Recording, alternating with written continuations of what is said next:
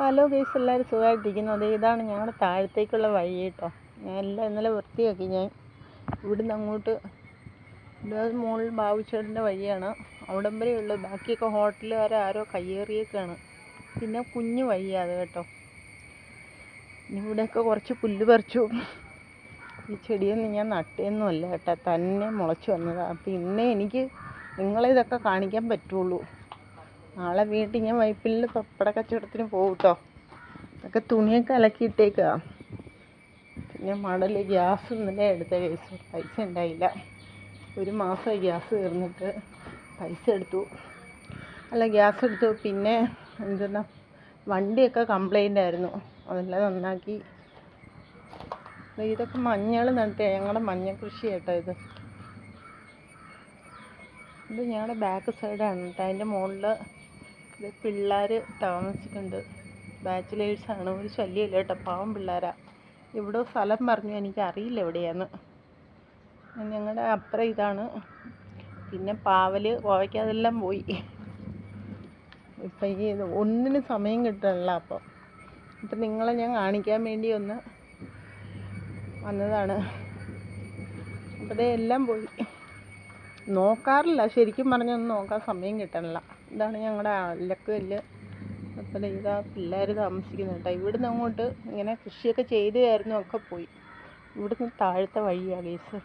ഇതുണ്ടോ, ഇവിടുന്ന് അങ്ങോട്ട് താഴത്തേക്ക് പോയി. ഈ വീട് നിങ്ങൾ കണ്ടോ? കാണാൻ പറ്റണ്ട വീട്. ആ വീട്ടിനൊരു കഥയുണ്ട് കേട്ടോ. എന്താന്ന് പറഞ്ഞാലേ, അത് പട്ടയം കിട്ടിയ എന്തോ പുറമ്പോക്ക് എന്താ, അതിൻ്റെ തൊട്ടപ്പുറം കനാലാണ്. അപ്പോൾ അവിടെ ഒരു ചേട്ടനുണ്ട്, 2 മക്കളുണ്ടായിരുന്നു. അപ്പോൾ ആ മോൻ 13 വയസ്സുള്ളൊരു കൊച്ചുമായിട്ട് ഭയങ്കര കമ്പനിയായി. ഇളയ മോൻ ചെറുക്കനെന്നൊക്കെ പറഞ്ഞിട്ട് തല്ലിക്കൊല്ലും. എന്നിട്ട് ആ പെങ്കൊച്ചുമായിട്ട് കമ്പനിയായിട്ട് അവരും കൊണ്ട് കേസ് കൊടുത്തു. അവൻ ജയിലിലായിരുന്നു. അത് കഴിഞ്ഞ് ആ ചേട്ടൻ്റെ വൈഫ് ഒളിച്ചോടി പോയതാട്ടോ ഒരുത്തനുമായിട്ട്. അപ്പോൾ ആ ചേട്ടനാണ് ആ വീടെല്ലാം നോക്കി നടത്തിയിരുന്നത് കേട്ടോ. പെയിൻറ്റിങ് കാര്യങ്ങളും എല്ലാം നോക്കി നടത്തിയിരുന്നത്. നല്ല സ്വഭാവമുള്ളൊരു മനുഷ്യനാണ്. കണ്ടാൽ പോലും അങ്ങനെ മുഖത്ത് നോക്കി മിണ്ടാത്ത ഒരാളാണ് പുള്ളി. അപ്പം ഇപ്പം ആ കാമുകനൊപ്പം അവൾ തിരിച്ചു വന്നു. കാരണം അവളുടെ പേർക്കാണ് ഈ പട്ടയഭൂമി.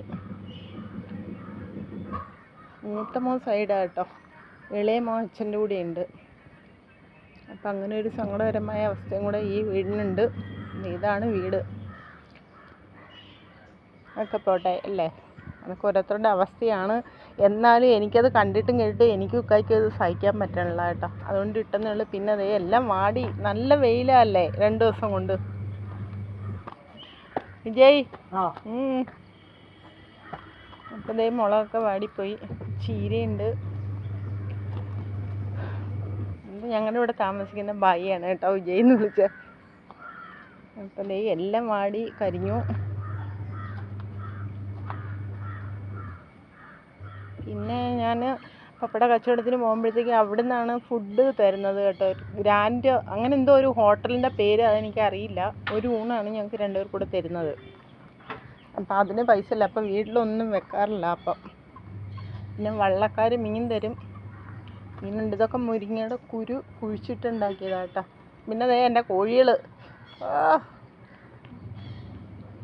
എല്ലാം പട്ടി കുടിച്ചുകൊണ്ട് ഇപ്പം ആകെ 5 എണ്ണേ ഉള്ളൂ. പിന്നെ ഈ ചീര കേട്ടോ,